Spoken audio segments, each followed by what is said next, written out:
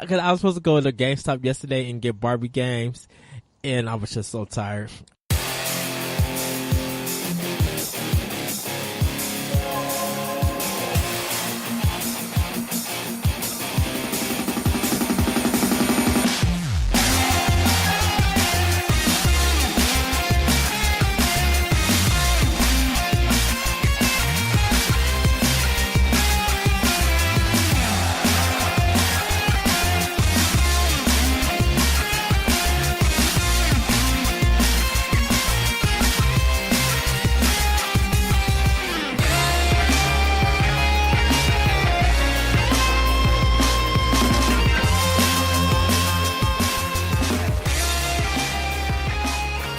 Hello, everybody. Welcome to World 101 Podcast. I'm your host, Eddie B, the Chocolate Wonder with Thunder. Actually, I have a big chocolate cake, and I was going to start eating it with you. And so you can ask the question, why do you eat a chocolate cake? I'm like, well, can the Chocolate Thunder have chocolate cake?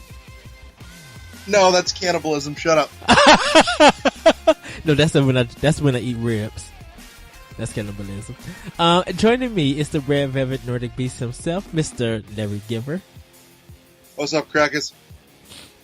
Nothing much. Our minister of maple syrup, the caramel Canescan, the snow Mexican, I should say, Adrian Nieto. Ousted from power, exiled from country. Right. He wasn't able to make it this episode, but it's going to be more of a free roaming episode. So we'll probably, of course, just rant and rave and talk about different things. He'll be back as soon as some country grants him asylum. Which one would that be? Because it ain't our country. That craziness. Well, it might be Russia. I hear he's going to go hang out with Edward Snowden. Oh, good googly movie. Lord, if that happens, that would be some hot mess. And then we'll be trying to. One exclusive. We're going to have Edward Snowden on. Yeah, and then everybody going to be. Then the FBI going to be tracking my internet and be like, "Oh, great." I was just like, no. I don't know who this Edward Snowden is. Then they look in my room and find a wire book with his interview in it. Be like, dang it. I really do not know him at all. All I think I know is that we both share the same name. That's not what your email correspondence indicates. You dirty, dirty red. Mm-hmm. I've got screenshots of your IMs. Oh, wow. Oh, wow. Well, as usual, we're actually going to start off with what we're playing. Larry, I'm going to let you start off because, even though I said The Last of Us, I got some other stuff that I feel like to talk about of what I've been playing and stuff. So go ahead. What you been playing? I've been playing Sick Baby Simulator this week. Oh. That's been pretty much my fucking week. Oh my goodness. We took her into the doc. She wasn't feeling well. She's feeling better, but now the wife's got it and I'm starting to get it and all kinds of bullshit. I've also been getting everything ready for 2017 with the show, the website, the Facebook page, all kinds of crap going on. Which, by the way, the new Facebook page is up. The old Facebook page is being converted into a podcast forum. So for those of you already on there, you will notice the group name is a little bit different, and you'll also see some posts for the new official World 101 Podcast Facebook page. You will still find all the wonderful content that we provide through the group page that you're already on up until the end of the year. After that, everything is going to fully switch over to the new official page. Run out, give it a like, give it a share. Other things coming on. I've heard a rumor that we may have an awesome new giveaway coming up here in the next week or so as well. So Wow. Keep your eyes and ears peeled. Yeah. There's a rumor that there might be some awesome winter commissioned work from Fandom Furniture being given away. I may or may not be at liberty to discuss details depending on when somebody gets back to me. But that's a thing to keep an eye out for in the next week or so. Other than that, like I said, end of the year, you're going to see the forum page go full forum, and from there, all the new content, direct from us at the show. Myself and Eddie and Adrian and Tony will be coming straight out of the Facebook page, no longer into the Facebook group forum. So do be aware that's a thing that's happening. I know it's a pain in the ass to ask you to click a like on a page, but there is a good reason, and it's all part of some of the bigger things coming for the show in the next year. So head out, give it a like, give it a share. Also, some of you may have noticed we have a spectacular new promo piece, a nice little 2.5-minute spot out there. If you want to get your friends, say, hey, I'm listening to this awesome podcast, and they go, well, what the fuck's it about, or what's it like, and you don't want to send them 40 hours of content, send them a 2.5-minute video and let them get a feel for it and go, oh, fuck me, I should be listening to this shit. That is out there as well. Check that out. Lots of blood, sweat, tears, and a whole sleepless night with a sick child went into that. So, love. But yeah, that's a thing. It's going on. It's going down. Other than that, yeah, I've been just busy and sick, and so cheers. As he drink, I'm assuming Diet A&W, because that's what it looks like.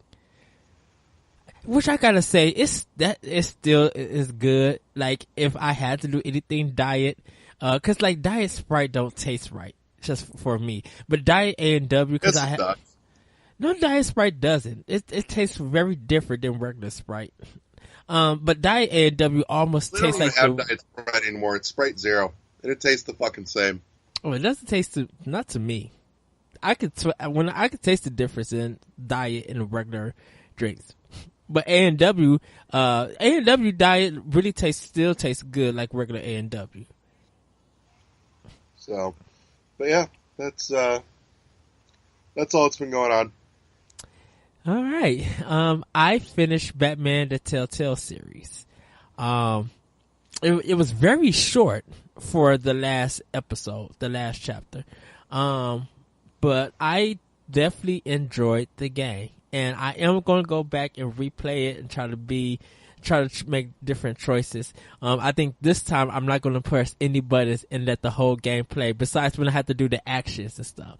So, and do the investigations. But when it's time to make, like a choice that you got to do, that you're going to say to determine what's going to be the next scene, I'm not going to do anything. I might just let the controller just sit back. Watch Dogs 2, I'm almost done. I've written the review, but haven't started doing the vocal version of it. I'm just waiting on some edits and then hopefully get that up together. But I'm almost done with it. I've been doing a lot of the side missions. So I've been like gaining followers in the game, which is like its level up system. And I gotta say that I definitely enjoying it. I did definitely enjoyed it. It surprisingly maybe one of Ubisoft's best games of 2016. Like, The Division was good, but I think Watch Dogs 2 is better, and actually is really what Watch Dogs 1 should have been. Yeah. So other than that, I'm about to start The Last of Us. I will be talking about Destiny soon in the coming weeks. I gotta finish 2 more blogs for it. Gotta get that up ready to go. But I am done with the game. I did finish it. I did do my 40 days of it. I will admit that I didn't play all 40 days because of work. When you're working at 6 a.m. and you don't get home to 6 p.m. Lame excuses, lame. As I look at you and be like, Real-time live update on games we've played. I'm playing Geometry Wars right now. Yes. The 360 version? Yep, the very original. Ah, yes. Oh, the almost very original. The original standalone. How about that? Ah, so good. And reminds me, why in the fuck is Geometry Wars 2 not backwards compatible? I don't know. Was it popular? I can get Geometry Wars 1, I can get Geometry Wars 3 on my Xbox One. Why the fuck is Geometry Wars 2 not backwards compatible? That's very Someone weird. explain that to me. Was that I one? don't understand that. Was that one popular? Yeah, GeoWars 2 is definitely one of the considering that it took the GeoWars 1 format and then it built it out with all those wonderful modes. Like, god damn it, pacifism. That's one of the most infuriating and addictive variants of Geometry Wars there is fucking pacifism.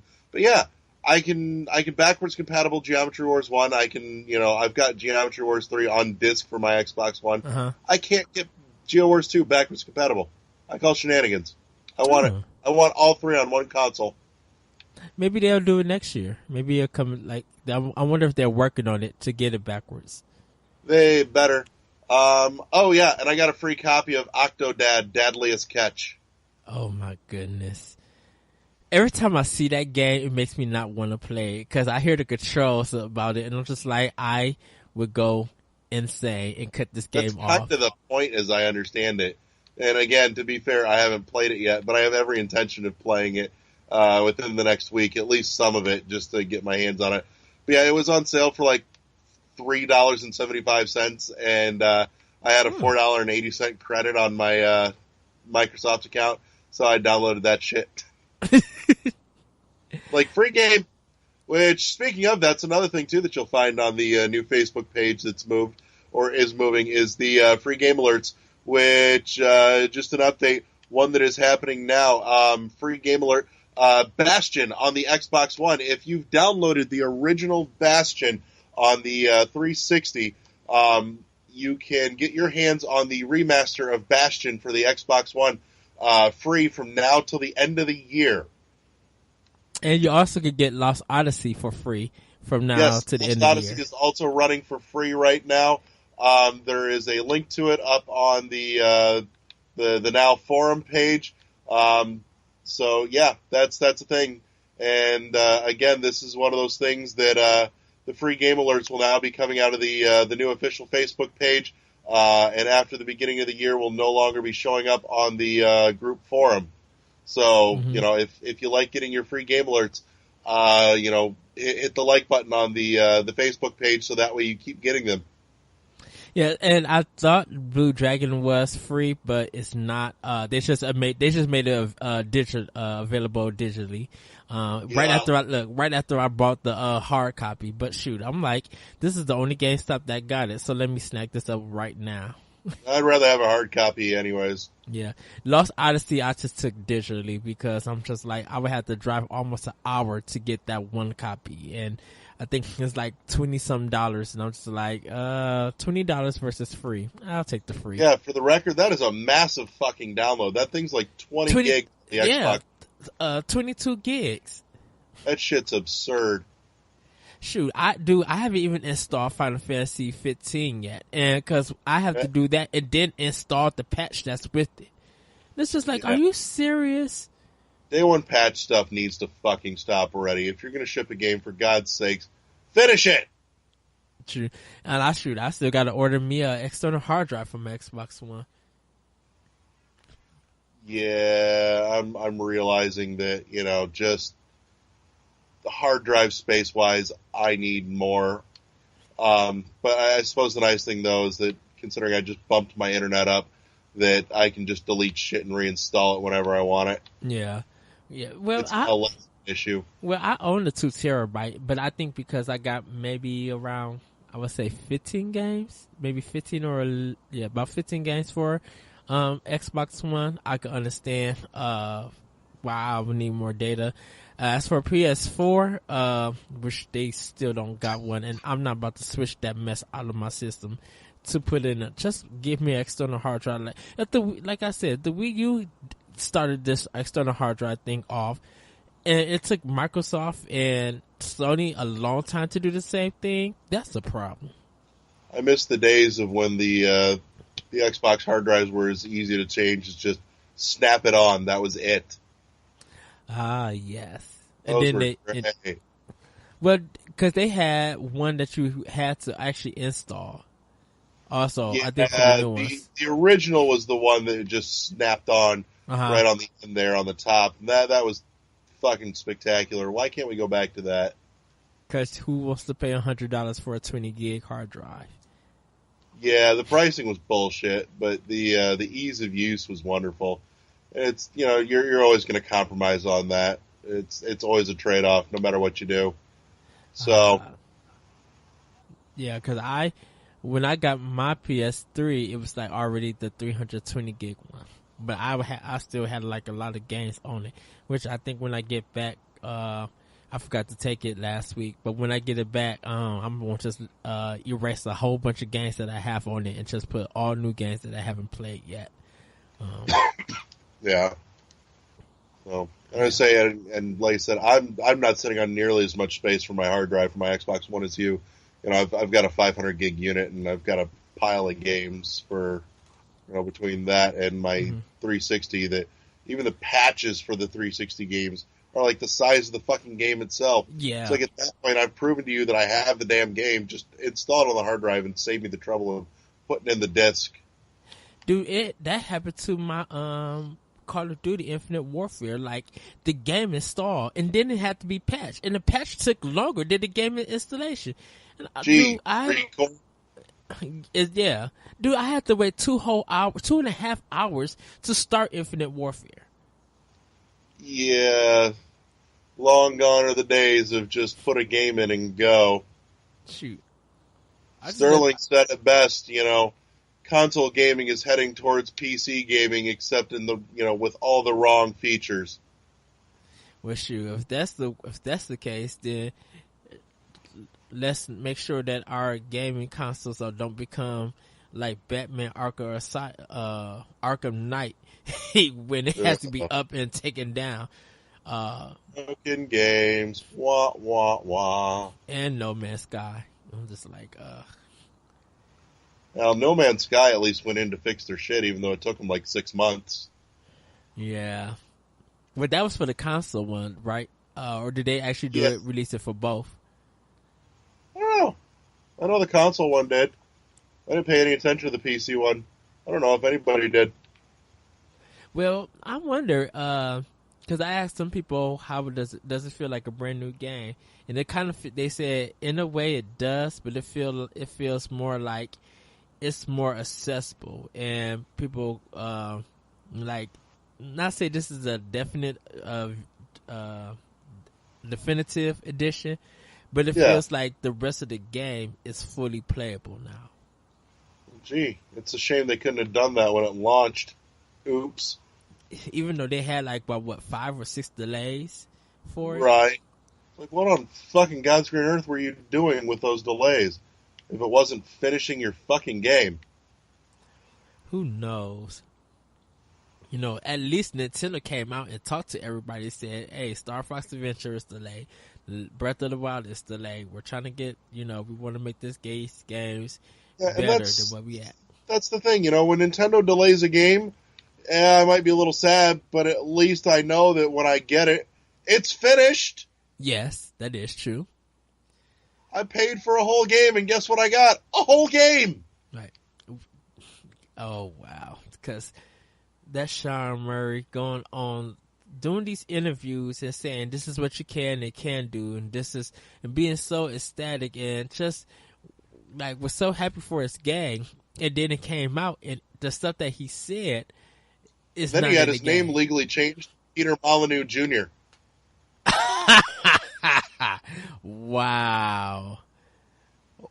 Told you I am so going to make that a real term, is just Molyneuxing it. Oh, wow.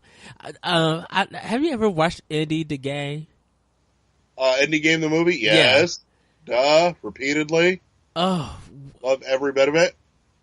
But for the record, I still think Phil Fish gets a bad rap. That was insane on the Peter Molyneux part. Yeah. Well, speaking of Molyneux, I was reading an article this week. Apparently, Lionhead Studios employees were actually blackmailing some asshole kid to keep him from releasing content that he stole off of their website in regards to the original Fable before the game came out. Stuff that either never made it into the game or was in the game, but if it had gone out without any kind of context, it would have done huge damage to them. Like stuff like a child being stabbed in the head with a sword and that kind of shit. Uh-huh. And a couple of Lionhead Studios actually basically blackmailed the kid into keeping his fucking mouth shut. And word has it, actually, they're actually kind of cool after the fact. Like they roped this kid in and said, "Look, we've got your info. We know where you live, and you knock this shit off, or we start, ratting you out to, people that you would not want to know that you're being a little asshole, like your parents." And he actually kept his mouth shut. And apparently, they've actually met in person after the game released at a couple of different events. And apparently they've got along pretty reasonably afterwards, which I thought was funny. Oh, wow. Dead serious, real article, ran on IGN. They were talking with old Lionhead employees. So yeah, that's a neat thing. I still can't believe they're open. Yeah, I know. Tell me about it. It's like, what the hell are they doing now? I have not one idea. I thought wasn't it Black and White too, or there was supposed to be a new or Goldak or something that was. You're not thinking of Goddess, are you? I think that was it. Wasn't that the last thing that he released? Or no, Goddess was Lionhead. That was 22 Cans, because Molyneux left Lionhead to go start his own studio again called 22 Cans. And if you'll remember, there was a mobile thing, and I hesitate to call it a game, we'll call it a thing, called Curiosity. And at the end of it was the reveal for Goddess. And I don't think that ever finally saw the light of day. I think that ran into all kinds of problems. It just got stonewalled. Well, oh no. Did Lionhead close? Because Microsoft owns Lionhead. Well, maybe Lionhead's still around, but it's not the Lionhead it once was, considering Molyneux's gone. Because they canceled. That should be the thing. Because they canceled the last Fable.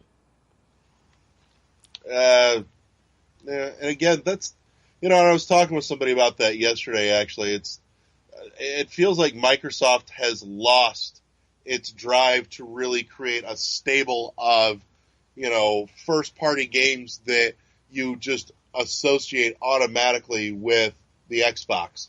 There was a time when, somebody said Xbox and you thought Halo and Fable and, Forza, and the drive to create that is gone, it feels like. Now you think Gears of War, you kind of maybe thought about Halo, and that's about it. And Forza. I think the driving force for Microsoft first party is Forza. So, and even then, that's a limited audience when you think about it, really. The racing game, the racing simulator audience is, well, it's, I'm not going to say it's not sizable, but it's definitely not the killer app that's going to drive the sales of your system. Meanwhile, Sony is starting to rev that back up again. God of War kind of faded away for a little while after God of War 3, but for that duration though, they were pushing Uncharted as their big franchise, and it's done very well for them. And now God of War is coming back with the new Nordic God of War, or the Norse God of War, which looks fucking phenomenal, and I want it. It looks okay. Uncharted is still there. Ratchet and Clank. They're also bringing Crash Bandicoot back around. Crash was an original icon of the PlayStation. Brand. That's what needs to be a documentary on how that and Spyro the Dragon. How did they start off being Sony games, but ended up being sold to third party? I can venture a couple guesses on that, but I don't know if any of them are all that interesting or truthful. Well, before we get into that discussion, April 29th of this year, Microsoft closed Lionhead Studios after they canceled Fable Legends. After Lionhead is dead. Yeah. But back to the Crash and Spyro thing, because Crash ended up with didn't Crash in and Spyro ended up at Activision? That sounds about rightish. Because they have them both for because they have them both for Skylanders. Yeah. That's another thing too that always kind of made me sad is that, you know, Skylanders started out as a Spyro spinoff, and much like the Rabbids stuff started out as a Rayman spinoff, and it made me sad that they ditched the origination of that series. You know, Rabbids became its own thing with Rayman nowhere to be seen, no longer attached to that series. And I liked Rayman. That's part of why I had an interest in the Rabbids in the first place, is it was a Rayman thing. I like Rayman, you know. And the same thing with Skylanders. You know, that was a Spyro spinoff. I like Spyro. That's kind of what piqued my interest in Skylanders in the first place. It was a Spyro thing. And that's all dead and gone. It's like, what is it with spin-offs ditching everything that, you know, they came from? Yeah. But maybe that's just my own personal issue. Yeah, because they don't even have Spyro in this new one. Like I don't even know if you can Spyro's been in it for several of them. Well, yeah, pretty much for all of them. And I haven't even seen them in. Well, you probably could use them in this new one, but I haven't even seen him on the box. Yeah, I don't know. It makes me sad. You know, these are the icons and the characters and the franchises that I love, and this is why I was interested in this thing in the first place. And you took that away. Damn you, Eddie! This is all your fault. I know. It'll be okay. No, I am holding you personally accountable for this bullshit. Next time I see you, I'm kicking your ass for it. Or are you going to take me to King Garros and buy you food? It's or are we going sort of an acceptable apology? Or are we going to Bleachers? Oh, nothing says we can't do all of the above. Actually, we still need to take your ass to Politos. Oh, yes. I'm so mad at that traffic was a hot mess. Shit happens. We'll get there. So, in any case. But yeah, that's my weird tangent, I guess. No, it's a free woman show. We go rant and talk about some unplanned things as normal. I actually sold a PS4 Pro yesterday at work, and I'm like, oh, people are buying this. Like, I'm sure somebody's going to buy it. You know, we've talked about this. You know, the Pros and the eventual Scorpio are for the small segment of the market that, you know, want to be on just the cutting edge of everything entertainment technology and have those 4K TVs and all that. And, you know, that's what, you know, they'll get something out of that. But you know, 4K TVs, yeah, but 4K TVs, like, when are they going to become more available, more prominent and pricey? See, they're available. It's just an issue of when they come down in price. Yeah. It's the same, you know, we see the same thing every time something new comes around TV-wise. HD TVs were the same way. Yes. You know, it took a while for it to hit a mass market pricing. Once it did, everyone fucking had one because they were no longer this insanely expensive thing. When the technology becomes cheap enough to manufacture and produce, and then right after that, when the salespeople realize, oh shit, we can't keep charging this insane price for it, because people now realize it does not cost us this much to make it. Right, because I see some Sony ones that's like 500, 600, and I'm just like, I don't need that big of a TV. I just need something like maybe a 22, 25, 26 inch. Something I could put on my stand and just play the game. Because I'm like, the graphics is not going to change the experience. It might look better, run faster, but I'm like, because it's beautiful and it's colorful, it doesn't change the experience that I'm going to play. Oh, it looks gorgeous with a terrible story and horrible controls. Like, for the record, great graphics don't fix a terrible game.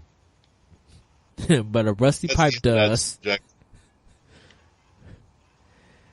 Yeah, because goodness, I just don't understand why some companies do that. Like they make their product look good, but when you play it, it's just like you put all this money and effort into these other things, but your Because they control think is that still is not matters. good.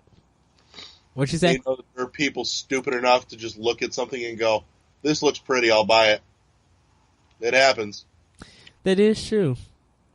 I think that's why I give Nintendo such a big pass, because a lot of the games look good, and some people might play well. Some of them don't play well, but I'm just like, they look good, and when I get the controller in my hands to spend time with the game, I'm like, this game plays great. Yeah. You know, Nintendo finds a balance between the best looking and the best playing.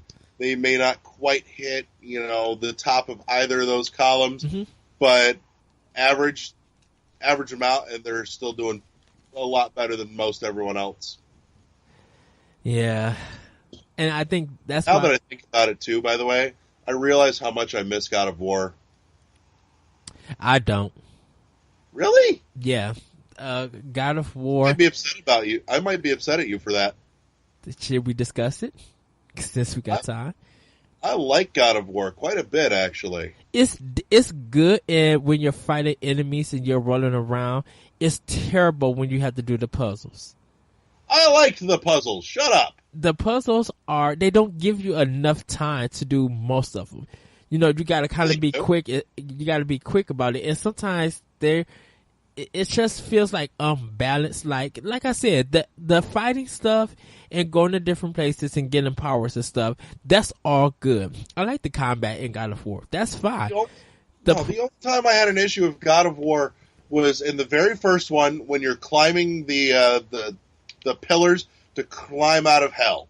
That one was okay. That was bullshit, because the collision detection was garbage. Oh yeah, that part. Yeah. Beyond that, I liked. Well, I liked the puzzles. They were a nice little break from the, just the constant combat. I adored the story. Yeah, the story is good. The presentation was phenomenal. God of War was definitely one of the originators of the QuickTime event thing that, became extremely pervasive in that generation. Well, see, that's era. Very debatable, because Fahrenheit. What is the one? You mean Indigo Prophecy? Indigo Prophecy, yeah, because that was QuickTime events. It was, but it didn't really become prominent until God of War did it. But see, God of War, I don't see. I have to disagree with that, because God of War, they have some button presses, but other times you have to keep repeating press it and stuff. Where Indigo Prophecy, the whole game was QuickTime events. I think we didn't name it QuickTime events until God of War. That's the other thing too, though, is that God of War found a balance with that too. Yes, it wasn't the whole game. It was just to keep you kind of engaged in some of the cinematic scenes, instead of just completely taking away control from you.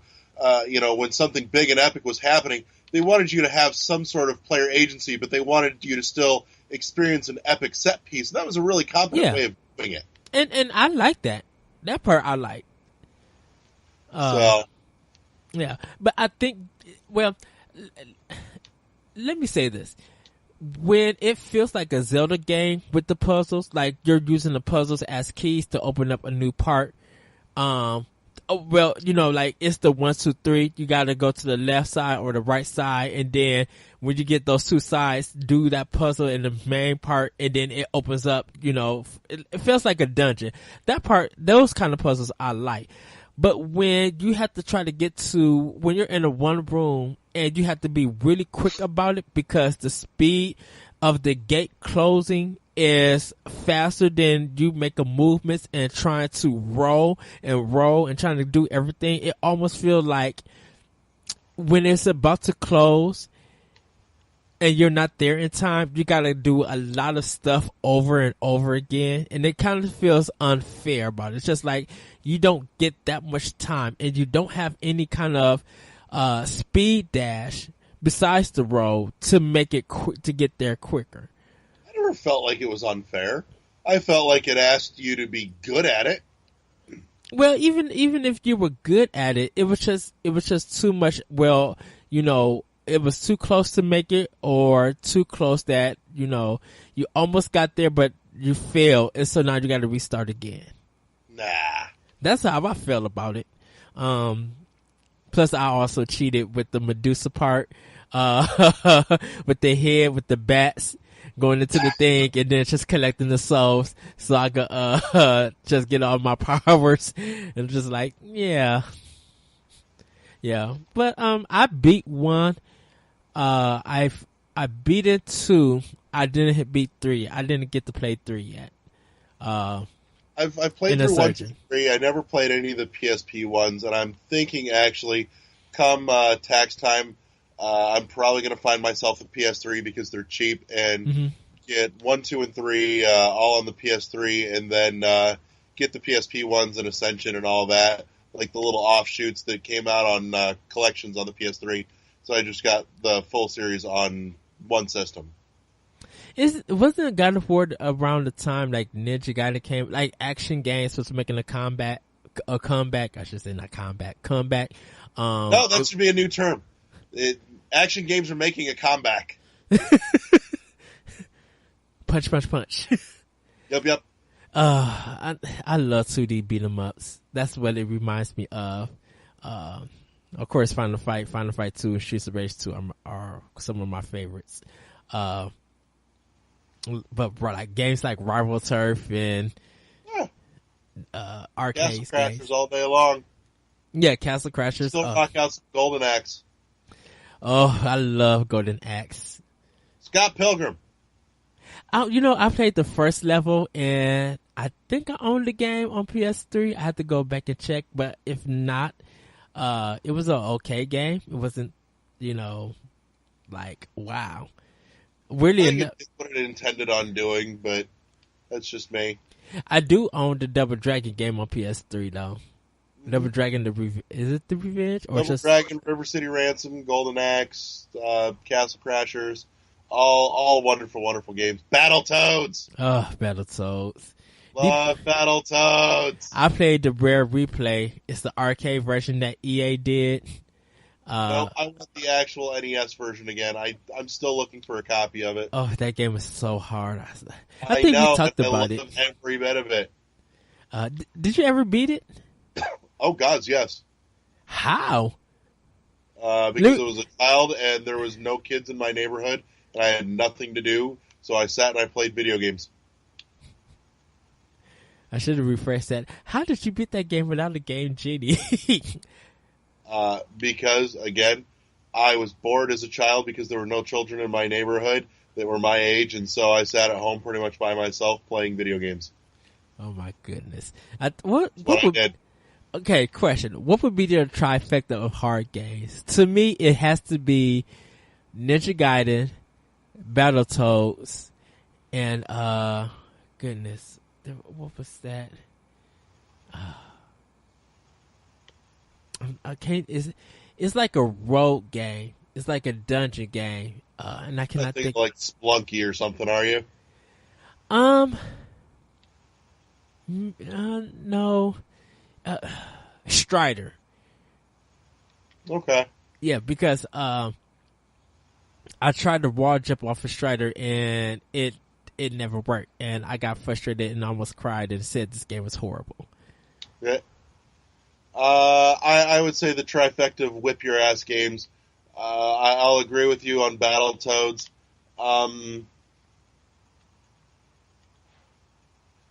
Pick just about any of the Ninja Gaidens from the Genesis era or the NES era, whatever. And I'm going to throw in F-Zero GX. Because that game will whip your ass. For the Nintendo? Well, I should have made it clear for the NES era. Yeah, F-Zero GX on the GameCube, that'll whip your ass. For the NES? No, F-Zero GX on the Right, I'm talking about the three. I'm talking about the NES. I'm not talking about GameCube. There was no F-Zero on the NES. Right, so that's why I said what was the trifecta of the NES hard game? No, you just said trifecta of hard games. Oh, if we did a list of hard games, it would have went way past those. It would have way been past Strider. All right, fine. If we're limiting this down to NES, Battletoads and Ninja Gaiden stands. I would probably throw in RoboCop 2. And it's not so much that it's hard by design, it's hard because it's poorly designed. The original RoboCop was poorly designed. Yeah. Now, if we had to do a list of hard games, then yes. I would probably put F-Zero GX as number one with you. Because that game is supremely hard. I know, and I'm still painfully addicted to it. It's just like I can't let it go.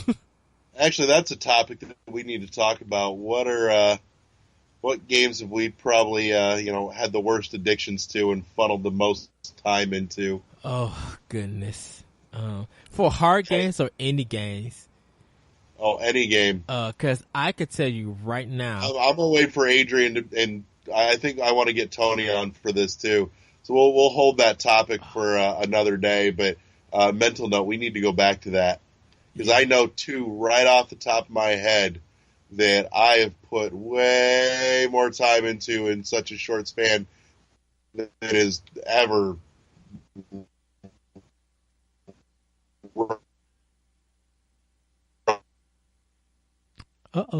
Right. So. Oh, come on, Skype. Let's get it together.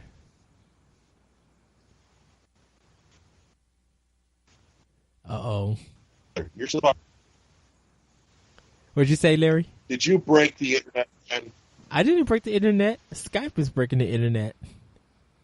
Oh, for God's sakes. Okay. It should be good now. Because I don't got nothing on my side. That's weird.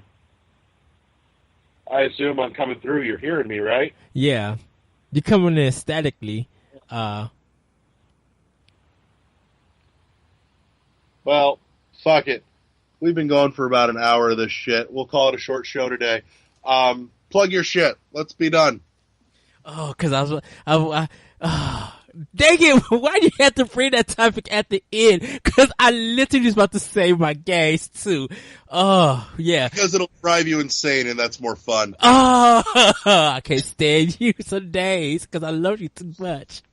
You guys can find me on Twitter at ThatRetroCode. I also do a podcast called Optional Opinion, which you can find at the AnomousRadioNetwork.podbean.com, SoundCloud, iTunes, Google Play, and other podcast apps. A new episode will be dropping soon. I am going to be trying to get 2 of them up before Christmas, and I kind of want to do a special episode for Optional Opinion talking about some of my Christmas memories of games that I got and how I reacted during that time. So do check out on that. I am also on one of the administrators and writers for DNA, so I do content for them writing, and that's Digital Nerd Advocates. You can find us actually at DNAnetwork.net. I also am part of Team Nerd, where I do reviews and do Podcast Connected with my boss Kyle Waite. So do check that out. We have a YouTube page, Team Nerd.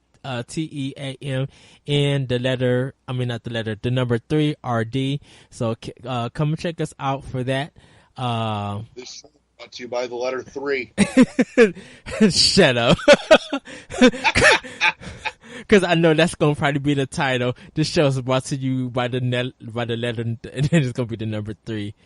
Yeah, yep. Make that the title. It wasn't going to be until you just said it. Now it's done.